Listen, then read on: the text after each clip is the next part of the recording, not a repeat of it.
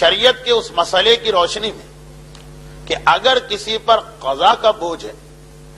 تو common sense بھی یہی کہتی ہے، لاجک بھی یہی کہتی ہے، اسلام بھی یہی کہتا ہے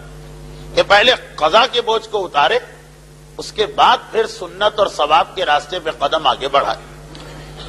یہی چیز اسلام کا ایک اور اہم مسئلہ بنتا ہے جو شب قدر کے اعمال میں بھی ہم کو یاد دلایا گیا کہ واجبات کی پابندی اہم ہے، لیکن اپنے آپ کو حرام سے بچانا اس سے بھی زیادہ اہم ہے۔ اسلام کا آغاز ہمیشہ نگیٹو سے پازیٹو کی طرف جانا، نفی سے اس بات کی طرف آنا۔ چنانچہ کلمہ اسلام بھی یہ نہیں کہ قل هو اللہ احد، اللہ واحد، اللہ احد کی بات نہیں، لا الہ الا اللہ کی بات کہ پہلے جتنے جھوٹے خدا ہیں، پہلے جتنے غلط خدا ہیں، ان سب کی نفی کرو، ان کا انکار کرو، اس کے بعد پھر ایک خدا کو مانو۔ تقوی کی تعریف بھی یہی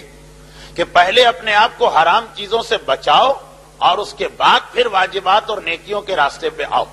متقی کی پہچان بھی یہی بتائی گئی، یہ نہیں بتایا گیا ہے متقی کی پہچان میں کہ بہت نمازیں پڑھتا ہے اور بہت روزے رکھتا ہے اور بہت تسبیح ادا کرتا، نہیں، پہلا جملہ یہی ہے کہ اپنے آپ کو ہر حرام اور گناہ سے بچا رہا، اس کے بعد پھر وہ عبادتوں کی طرف آتا۔ والدین کی ذمہ داریوں میں بھی یہ مسئلہ آتا کہ اپنے نابالغ بچے کو عبادتوں کی ٹریننگ بعد میں دلوانا ہے، پہلے اسے حرام سے روکنا واجب۔ یہ اسلام کا ایک عام سا اصول کہ ہمیشہ کوشش یہ کرنا ہے کہ پہلے اپنے آپ کو گناہوں سے بچایا جائے، حرام سے بچایا جائے، پھر فضیلت اور نیکی کے کام انجام دیے جائیں۔ اصول فقہ میں یہ مسئلہ اس طرح آتا کہ دفع المفسدہ اولی من جلب المنفعہ، کہ اگر ایک طرف انسان کو کوئی نفع اور فائدے کی بات مل رہی اور ایک طرف انسان پہ نقصان آ رہا، ایک طرف جنت مل رہی، ایک طرف جہنم کی طرف جانے کا مسئلہ، تو دفع المفسدہ اولا، پہلے اپنے آپ کو جہنم سے بچاؤ، پہلے اپنے آپ کو نقصان سے بچاؤ، منفعت اور نفع بعد میں حاصل کیا جا سکتا ہے۔ چنانچہ بہت ہی اعلیٰ پیمانے پر جب ہم اصول پر بحث کرتے ہیں تو یہ بحث آتی ہے کہ اگر کبھی حرام اور واجب میں ٹکراؤ ہو جائے کہ یا حرام کریں گے یا واجب کریں گے، تو اسلام یہی کہتا ہے کہ واجب بھلے چھوٹ جائے، پہلے اپنے آپ کو حرام سے بچانا۔ لیکن یہ جملہ عوام کے لیے نہیں، یہ آپ کے لیے نہیں ہے، آپ کو تو مجتہد کی کتاب پہ چلنا۔ اسلام کا ایک عام سا مسئلہ یہ کہ اپنے آپ کو گناہوں سے بچانا زیادہ اہم ہے واجبات کی پابندی کے مقابلے میں۔ معذاللہ یہ جملہ میں نے غلط کہا، یعنی فضیلتوں، نیکیوں اور ثواب کو حاصل کرنے سے بہتر یہ کہ انسان اپنے آپ کو حرام سے بچائے۔ وہ کون سی نماز شب ہوئی، وہ کون سی فضیلت ہوئی، وہ کون سا ثواب ہو کہ آپ نے ایک نیکی کا کام کیا اور اس سے بڑا گناہ انجام دے دیا۔ اتفاقاً یہ آج کی ہماری تقریر میں بھی بات روایتوں کی روشنی میں آنے والی، اس لیے میں بس اتنا کہہ کر ابھی انتظار کرتا ہوں تقریر کا آغاز ہو جائے تو فقہی مسئلہ مکمل ہو جائے کہ یہ ایک اسلام کا عام سا اصول ہے۔ بس اسی لیے شب قدر میں ہم کو وقت مل گیا کہ ہم 100 رکعت نماز پڑھ رہے ہیں، لیکن اگر پہلے سے کوئی قضا نماز ہماری گردن پر ہے تو بجائے اس کے کہ وہ 50 نمازیں 2 رکعت کر کے پڑھی جائیں، وہ شب قدر کی سنت نماز ہے جس کا ثواب مل رہا، اس سے بہتر یہ نہیں ہے کہ پہلے ہم اپنے آپ کو حرام اور گناہ سے محفوظ کریں اگر زندگی میں کوئی قضا نماز باقی۔ یہی سبب کہ ہمارے بزرگوں نے اعمال کے طریقہ کار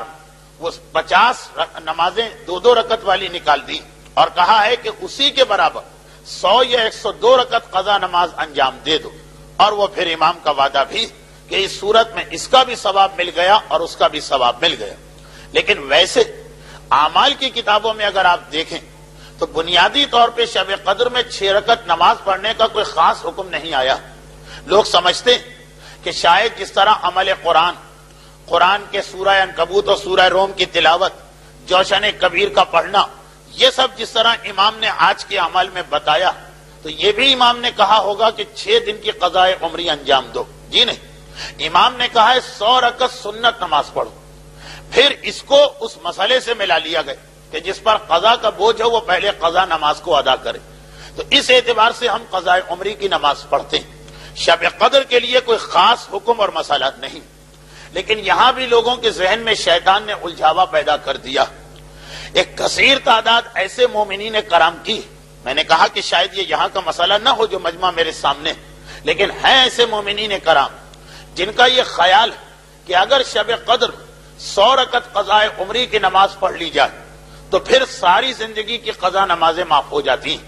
کچھ لوگوں کو بہرحال اتنا زیادہ تو سہولت کھٹکی، لیکن انہوں نے بھی یہ کہا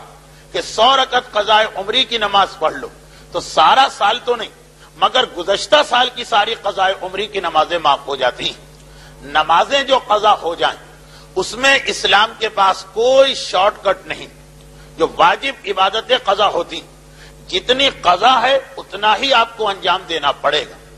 یہ تو ہو سکتا ہے کہ جتنا قضا ہے اس میں کوئی پینلٹی ملا کے زیادہ انجام دینا پڑے، جیسے روزے چھوڑ دیے تو روزے بھی رکھو اور ان کا کفارہ بھی دو، لیکن کوئی ایسا طریقہ نہیں کہ انسان نے جو نمازیں، جو روزے، جو حج، جو خمس، جو زکوٰۃ واجب تھا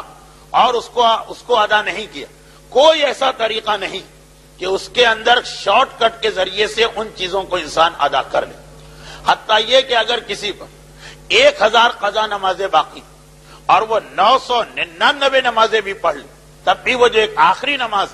شرن اس کو سہولت نہیں ملے گی۔ اللہ اس میں 1% یا 2% یا 5% کنسیشن دینے کو بھی تیار نہیں کہ اے خدا ہم نے اتنی نمازیں پڑھ لی، ½ کمیشن تو ہر آدمی دے دیتا۔ جی نہیں، اللہ نے اس نماز کے ساتھ کوئی پینلٹی نہیں رکھی، یہی بہت بڑا کنسیشن ہے کہ جو ہم کو مل گیا، ورنہ روزے کی طرح کہا جا سکتا کہ ہر قضا نماز کے ساتھ 60 دن کی نمازیں اور پڑھ لو جرمانے کے طور پر، تو 100، 1000 یا 10,000 نمازیں بھی کسی پہ قضا ساری زندگی، اور وہ 9,999 نمازیں بھی پڑھ لے، اتنا % اس کا گناہ معاف تو ہو جائے گا، لیکن وہ جو ایک آخری نماز بچے گی وہ بھی اس کو انجام دینا، اور اگر اس نے نہیں پڑھی تو اس کے بڑے بیٹے پر وہ نماز باقی رہے گی۔ تو شب قدر کے اندر کوئی ایسا طریقہ نہیں کہ 6 دن کی نماز پڑھ کے آپ یہ سمجھیں کہ سارا سال کی نمازیں معاف ہیں۔ برحمتك يا أرحم الراحمين وصلى الله على محمد وآله الطاهرين